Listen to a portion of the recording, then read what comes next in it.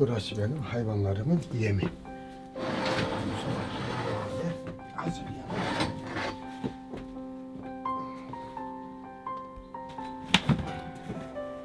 Bunu yiyen hayvanlar kolay kolay hasta olmaz.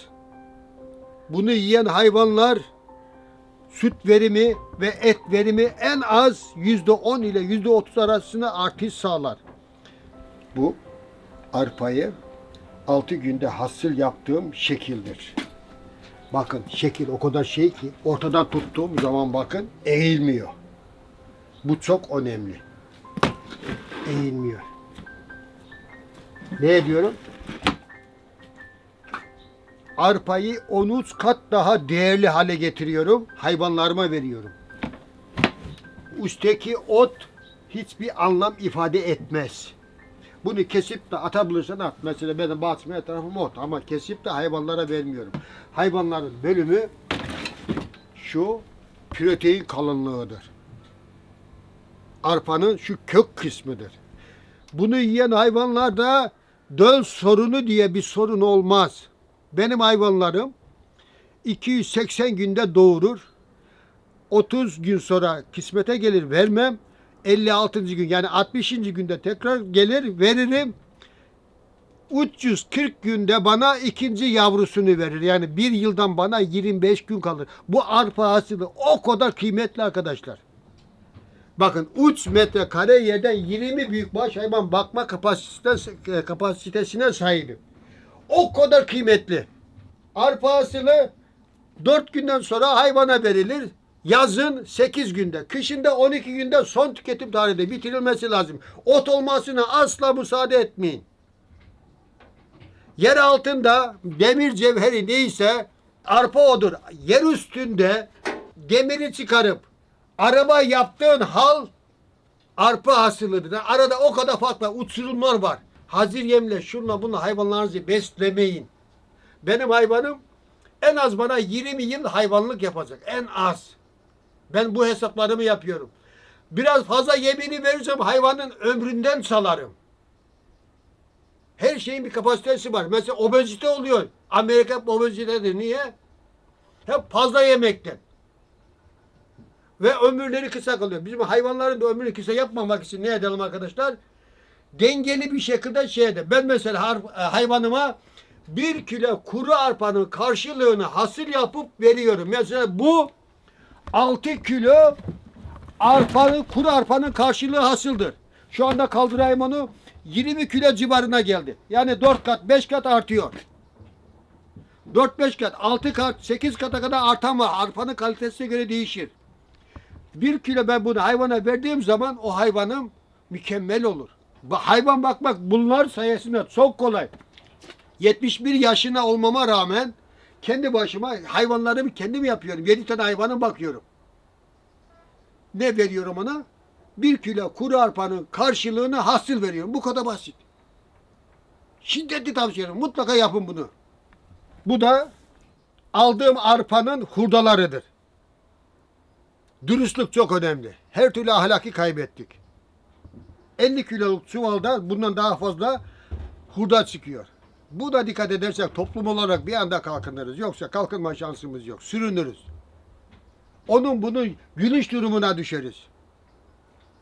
Çok çalışmakla efendilik olur. Üretmezsen efendi olamazsın. Çalışalım, çalışalım, üretelim ve ondan sonra efendiliği hak edelim. Efendilik de kolay kolay hak edilmez. Bedel ister.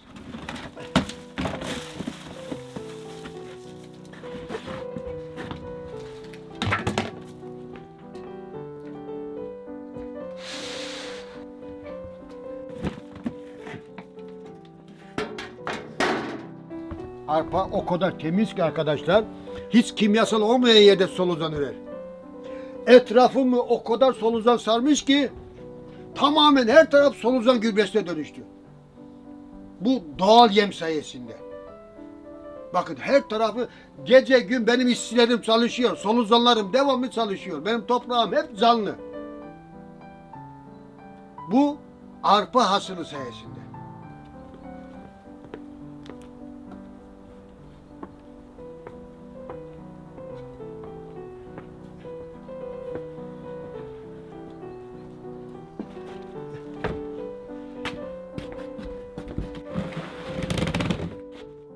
hiç makinesi olmayan insanlar için yapacağı sistem şu. Geliyor.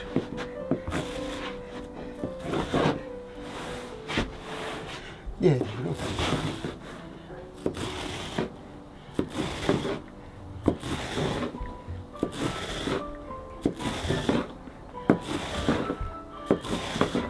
Hayvanların yutabileceği şekilde bunu dilimliyorum.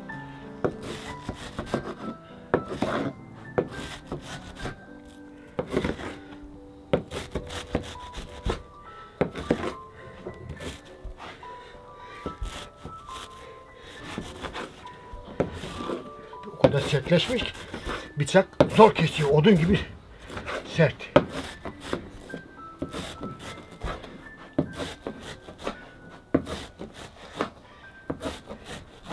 Bayramlarda çocuklara şeker dağıtılır ya, bayram şekeri.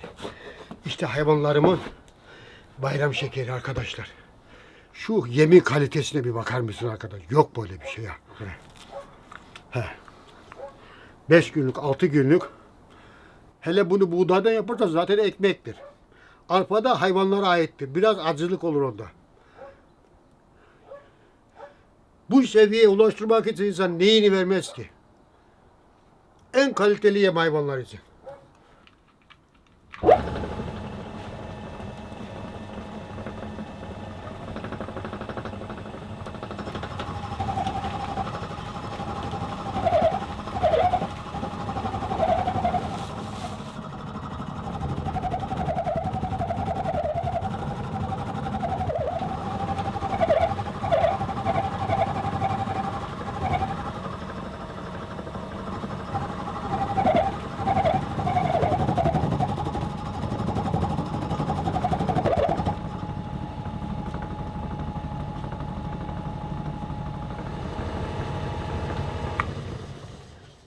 Buraya bantladım ki yönleri olsun diye.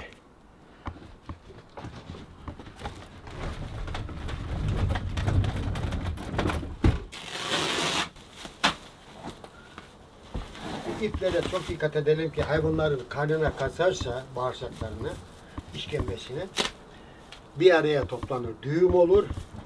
Hayvan geviş getiremez, boğularak ölür. Dikkat edin arkadaşlar. Bakın ben bunları toplayıp bu şeyime çok titiz davranıyorum. En ufak bir iplik tanesi şey etmez.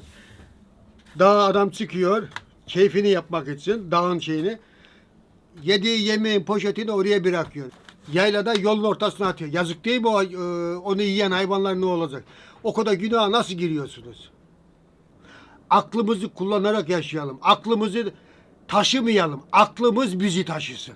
Yaptığımız tüm işlerde. Şu anda ahırımda 7 büyükbaş hayvanım var.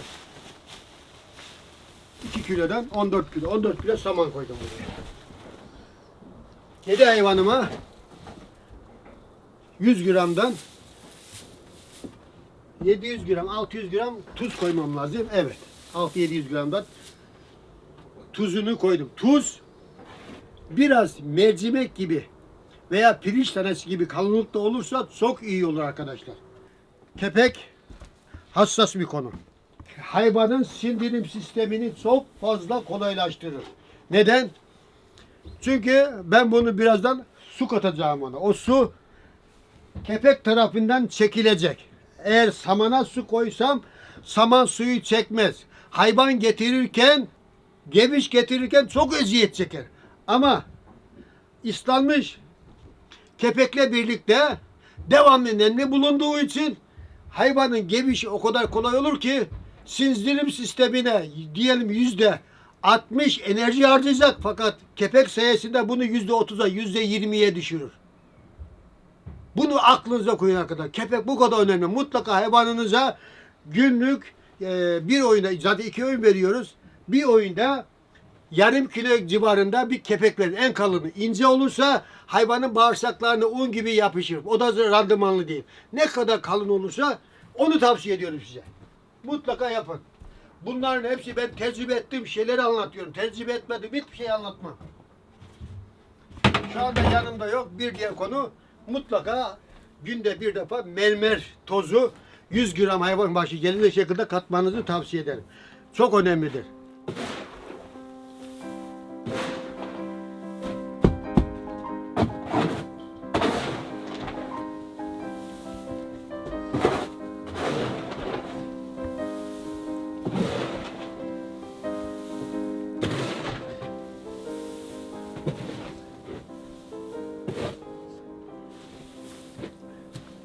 Geçen arkadaşlar birlikte biz Rize'de saman alamıyoruz. Aldığımız samanlarda dünyanın taşı çıkıyor.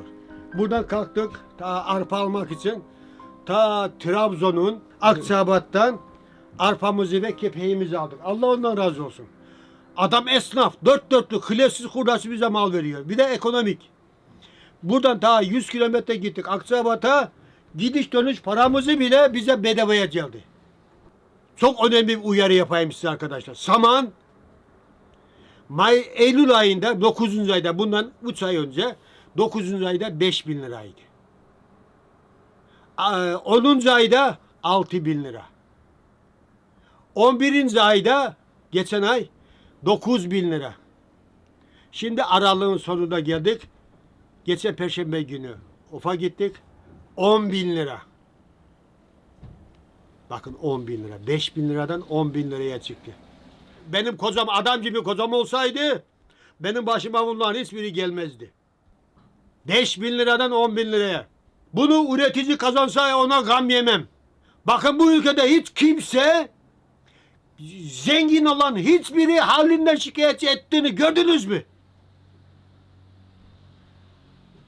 Ne varsa sırtımıza şey diyorlar. Yazık değil mi? Anlatılacak çok şey var ama içim yaralı. Ne edeyim? Hayvan başı 2 kilo saman veriyorum. 1 kilo samana da 1 kilo su ilave edeceğim. Burada 14 kilo saman var. 14-15 neyse. Buna 14-15 kilo su ilave ediyorum. Ve bunu ne etsin? Karıştıracağım ki hayvanın sindirim sistemi çok kolay olsun.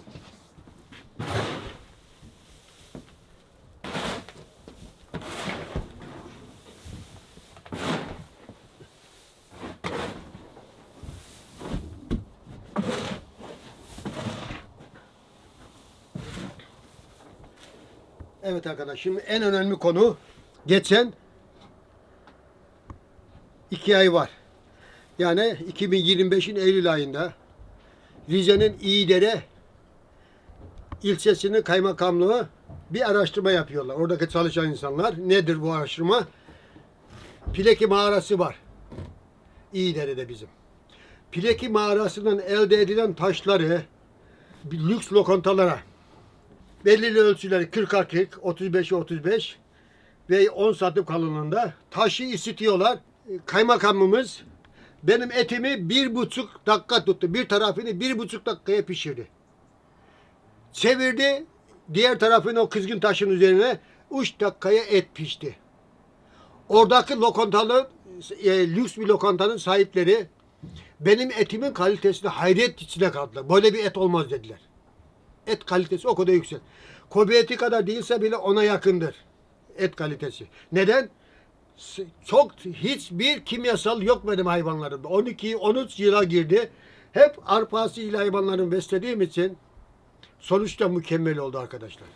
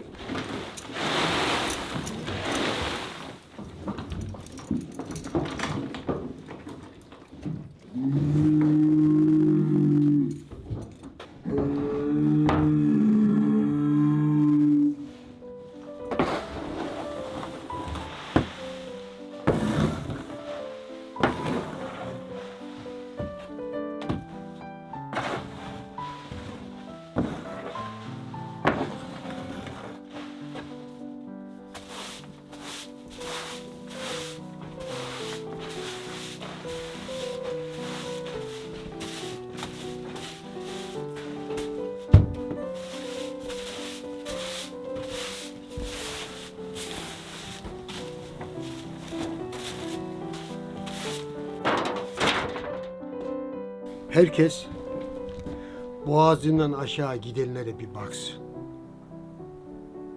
Boğazın aşağı ne gidiyor ona bir baksın. Helal mi yiyor, haram mı yiyor? Bunu nasıl tespit edecek? Kazandığı parayı nereye harcadığına bir baksın. Eğer Allah'ın sevmediği lükse, şuna buna, şatafata, dünyalık işlere harcıyorsa vay o insanın haline. Niye hastalandım demesin. Niye çocuğumun başına bu iş geldi demesin. Niye kansere yakalandım veya da kötü hastalığa yakalandım demesin. Dememesi için buradan aşağı gidene çok dikkat et. Şu alın teri var ya, ayeti ve en leyse lil insane illa masa. İnsan için ancak çalıştığı vardır. Ve enne sa'yehu sefe yura ve çalıştığının karşılığını mutlaka görecek. Kim diyor bu sözü? Cenab-ı Allah. Arkadaşlar bu çok önemli. Bu çok önemli. Allah-u Teala bizi nasıl tarif ediyor kendine?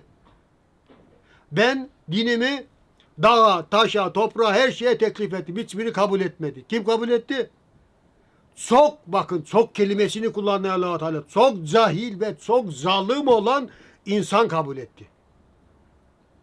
Biz buyuz arkadaşlar. Kendimizi tanımadıktan sonra bizden hiçbir şey olmaz. Çok akıl yaşamak zorundayız.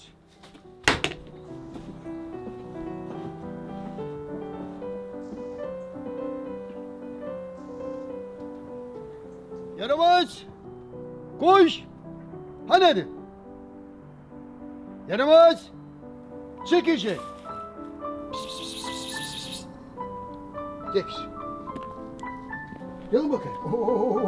Gel bakayım. Oy babanı yer. Gel.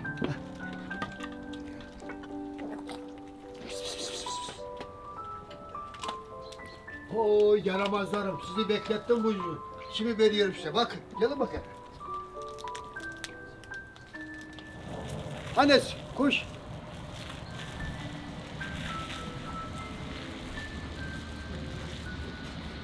Gel. Ne?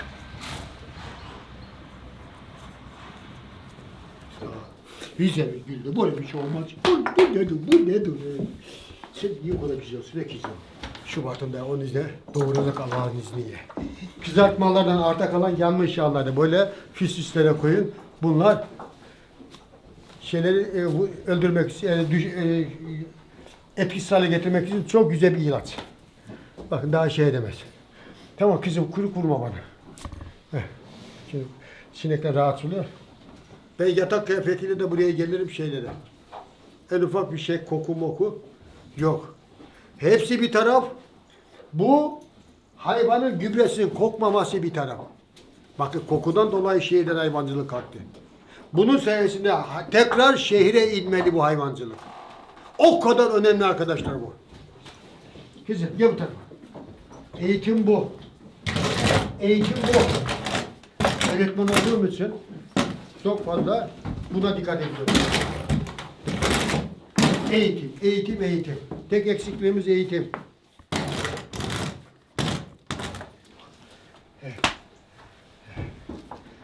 Bir kilo arpanın karşılığını görün arkadaşlar. Bir kilo arpanın karşılığı. Niye yapmıyorsunuz?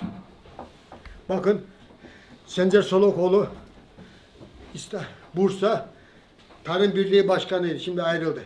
Onun meşhur sözü vardır.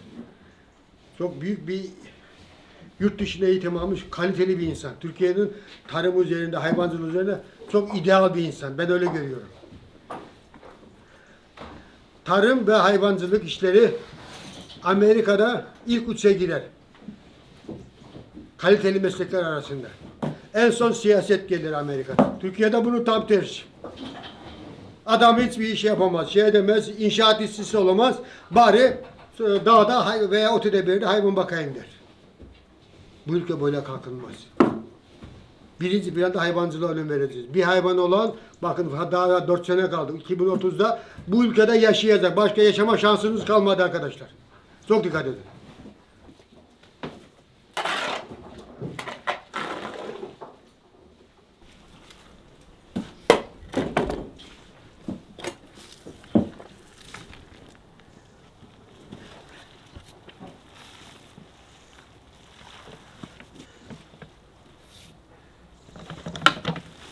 Günde 150 kilo gübrem çıkar. Hesabını sen yap. Ne eder? 600 lira, 500 de. Ayda 15 bin lira yalnız gübreden kazanıyorum. 2 tane sağlam ineğim var. 2 tane sağlam ineğim. Benim şu anda 14 canlı nüfusum var. Onların tüm gıda ihtiyacını, hayvansal ürünlerini karşılıyorum. Artı 2 sağlam hayvanımdan aldığım ücretler hayvanlarımın tüm aylık masraflarını karşılıyor. Artı sağlığım en üst seviyede. 71 yaşına girdim. Bakın sağlığım en üst seviyede. Gece gün durmadan çalışıyorum. Şiddetli tavsiye ediyorum. Köylere çıkın, köylere. Şehirdeki onu bunu yanına çalışmakla kurtarın kendinizi. Disiplinli bir hayatınız olur. Rahat. Kendinize zaman ayırın bu işgüllüklere. Peşime düşüyor. Ben bu işi büyük bir zevkle yapıyorum. Keyif alıyorum. Acayip keyif alıyorum. Hayat bana kalktı. Çünkü üretiyorum ben. Ben üreten bir insanım. Ve ben istersem yıllık 10 ton et üretirim. Tek başıma. Hayvanlarımı görünce ahıra. Her biri birer tonun üzerinde. Et kalitesi de aşırı yüksek. Bunu yüksek kaliteyi ölçüde bir ölçü bulamadım Rize'de, Türkiye'de. Tarım İl Müdürlüğü ayağa kaldırdı. Merkez geldi, toplandı. Onlar bütün şube müdürlerini topladı falan falan. Başından savuşturdular beni. Ah liyakat, ah neredesin be? Çok arıyorum seni ama bulamadım.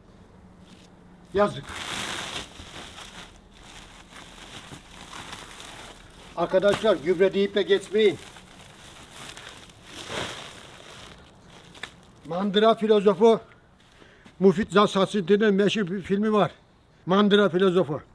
Rahmetli Rasim Öztekin kardeşim. Daha 83'ten beri tanırım kendisini. Allah nurun içine yatırsın. Rahmet olsun ona. Onun meşhur bir şeyi var, sözü var orada. Bu olmasa dünyada hiçbir gıda olmaz arkadaşlar. Dünyada hiçbir gıda olmaz. Ben bu hayvan gübresini yapmazdan, arpa asiliyle yapmazdan önce hazır besile yaptığım zaman gel göstereyim, görünce üzerinizde. Bakın arkadaşlar. Ben bu arpa asilini yapmazdan önce bu gübrelerden ben hiçbir tane solucan bulamazdım buralarda, bir tane. Amerika'dan solucanlar ithal etmene gerek yok. Bakın. 5-6 ay yatan toprağımın kalitesine bir bakın. Bir bakın her taraftan solucan fışkırıyor. Bütün çuvalları atsam hepsi böyledir.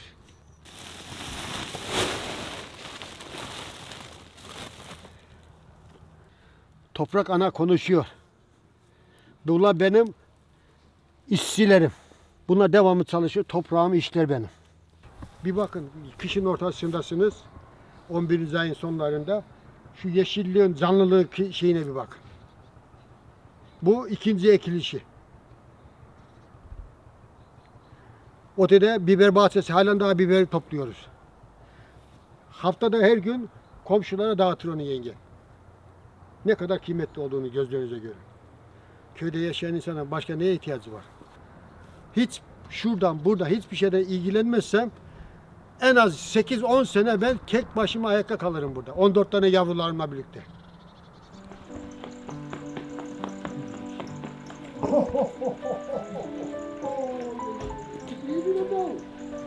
Ha buraya kim şişirdi? O nasıl sinek? Kardeşim aç yap, sabah yap. Sağ ol. Abi şey yapayım bir şey yapayım. Başka bir zaman geliriz. Peki, Başka bir çok zaman geliriz. Çok sağ ol. Hayırlı günler. Hadi gidelim.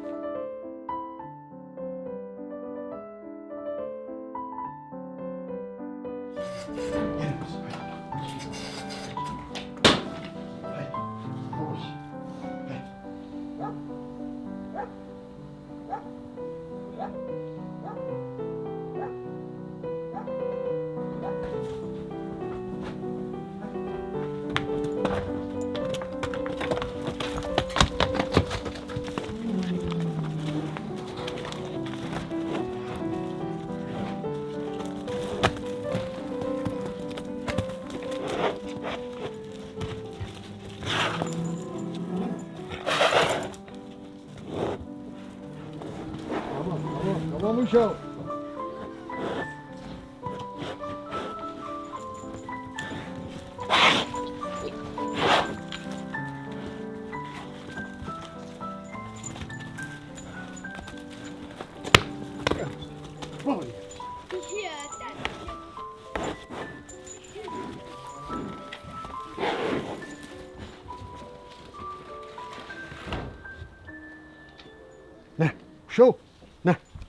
Ne?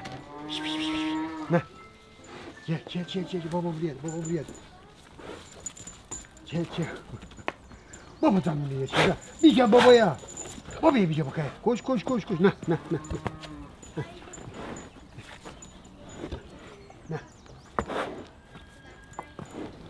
Şov. Ne? Bir şey. Babaya bir şey.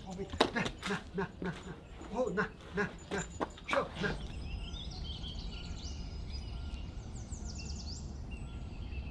Mehmet süt tıpkı pas sökücü gibidir. Hemen anında her şeyi temizler. Hayvanlar. Bilgisi olsun insanlara. Eğer bir şey etmiyorsa bakın bunu zor çıkıyor da. Ama bunu buna bir sürdüğümüz zaman hemen ne ediyor? Atıyor. Güzel.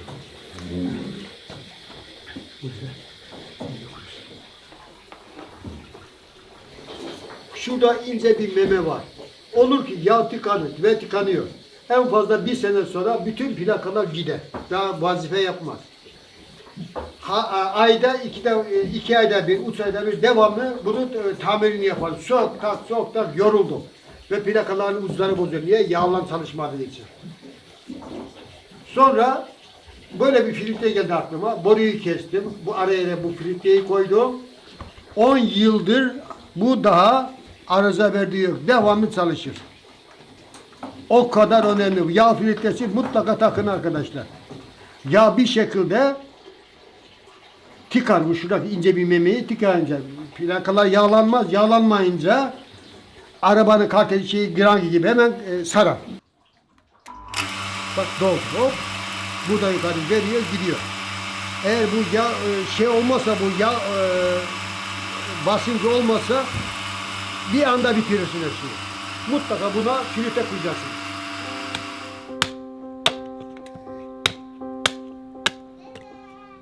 Dedi. Kim yumruk vurdu seni? Yumruk vurmadı. Bakayım ama yumruğa benziyor. Ya sinek üşüdüm. Sinek mi sürdü seni? Aha. Onu de bana ben yakalayacağım onu. Deden o bana.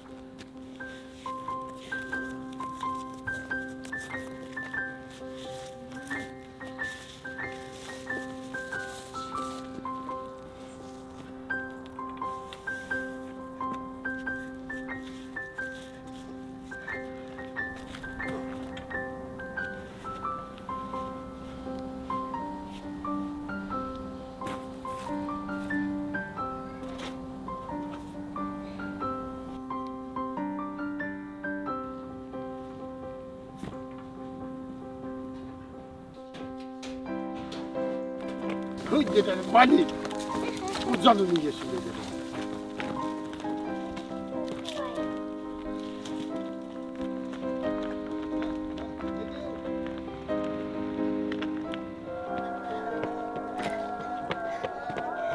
Oy korktum sen nereyeydin? Ay. Koşarak. Evet getirdim. Dede bir şey. Dede bir şey. Ay dedim. Burada bir şey. Dedim. Dede abone bir şey şu. Dede abone bir şey şu. Dede bir şey şu. Dede abone bir şey şu. Dede abone bir şey şu değil.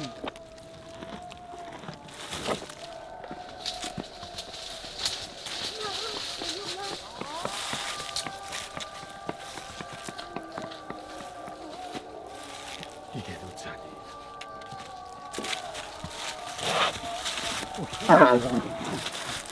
Oh, ye şurada. Çok teşekkürler. Çok teşekkürler.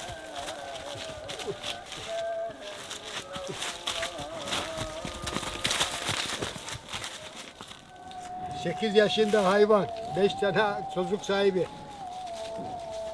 5 aylık da hamile. Arpa hasılının ne olduğunu görür. Haydi baba gidiyor. Ben gidiyorum. Haydi. Baba yanımdan ha. Haydi.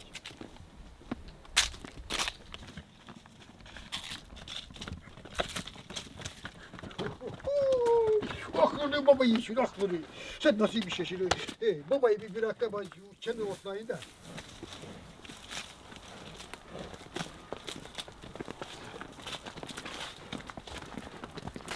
Sobanlık yer değişti. Ben soban değilim. Ola benim sobanımdı. İşte bunu hayvanlara verdiğin zaman hiçbir sıkıntı kalmaz. 1000 tane de hayvan bakarsa 2000 tane de. Tamamen insanlığına bağlı. Baba diye bir oy oy oy. Ya.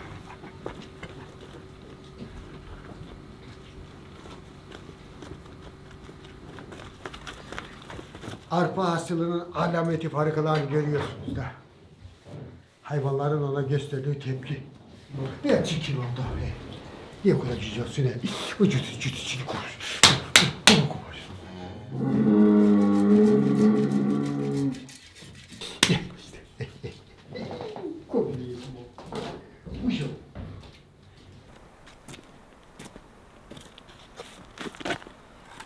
Bu kapıyı herkese açık. İsteyen geldi istediği kadar yemeği, mandalinasını alır yer.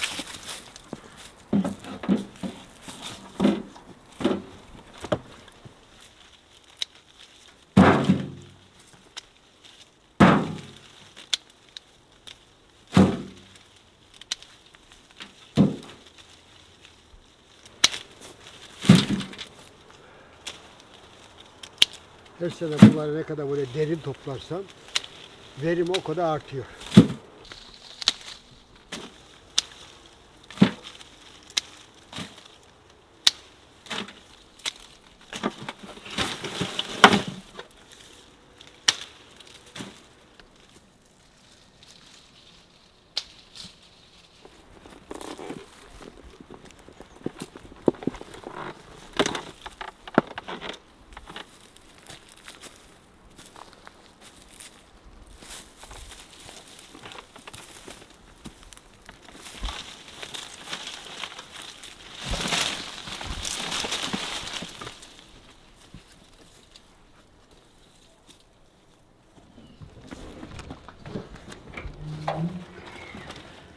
Şimdi bütün komşularıma herkese şey diyorum. Benim boğalarım orijinaldir. Bu ücret talep etmiyorum. Hayvanları boğaya gelenler gelsin. Ücretsiz şekilde yapalım ve Rize'min gülünü, neslini artıralım. Çünkü ben çok emek sarf ettim. Uzun yıllar bu işle uğraştım. Bu emeğin boşa gitmesin. Ne kadar hayvan olan varsa siz getirsin. Ben burada aşılamasını yaparım.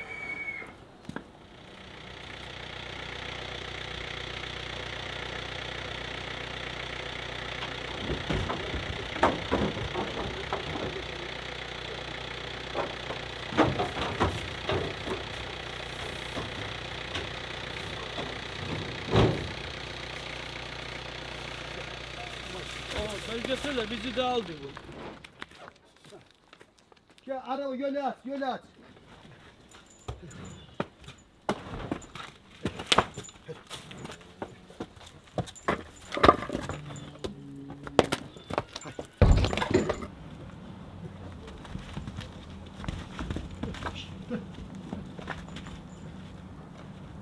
Tamam.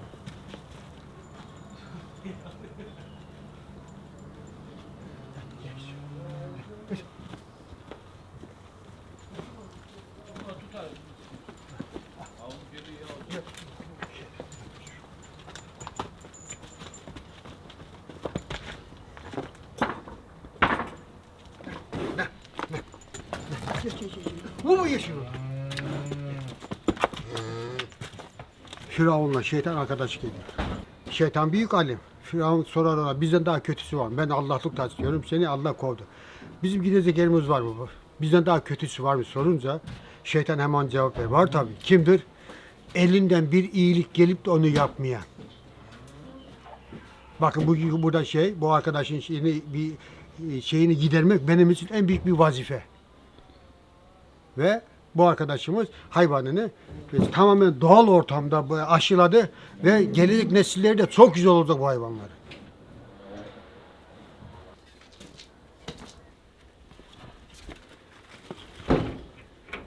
Allah'ım sana hamdolsun ya Rabbi. Ben size daha önce 3 tane ölçü vermiştim. 3 santim kalınlık, 2 santim kalınlık, bir de şurada 5 santim kalınlık. Yazın ilkbahar ve sonbaharda 3 santim kalınlıktan biz arpamızı seriyoruz. 3 santim kalınlıktan seriyoruz. İlkbahar ve sonbaharda. Temmuz ve Ağustos sıcağında serdiğimiz ürün yanmaması için ne ediyoruz? Bakın bunu şimdi 2 santimden seriyoruz. Şimdi biz bu tavamızı iki amaçlı kullanıyoruz. 3 santim kalınlığında, 2 santim kalınlığında. Bir de burada 5 santim kalınlığında kışa ait olmak üzere yani 11. aydan 3. 4. aya kadar soğukta kendi kendini ısıtsın diye 5 santim kalınlıkta biz arpamızı seriyoruz.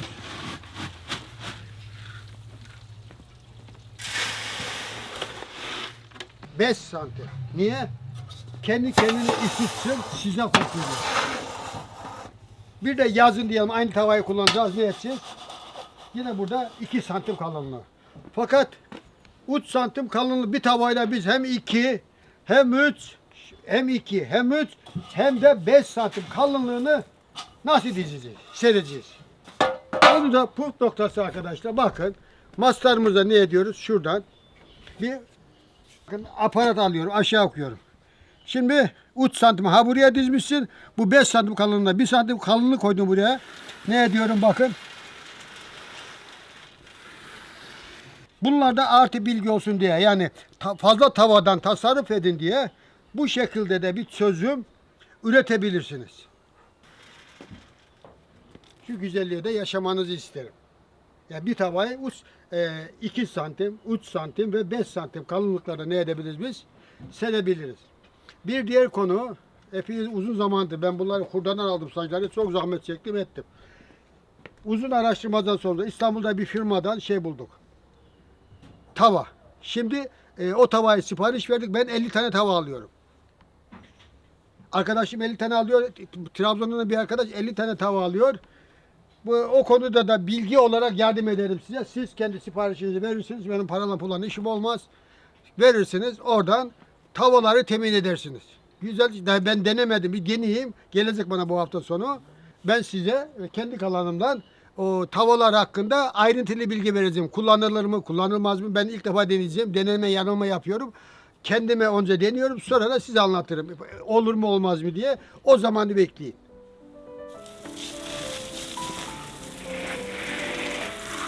Otobüsünü böyle ezdiğiniz zaman